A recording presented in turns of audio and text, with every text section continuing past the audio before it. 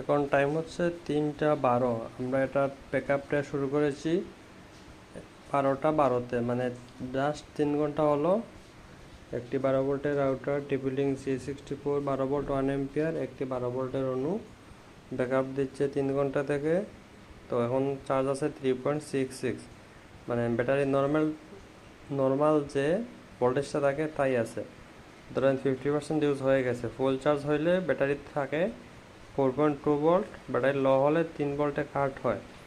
তার মানে মোটামুটি আরও 3 থেকে 4 ঘন্টা ব্যাকআপ দিবে।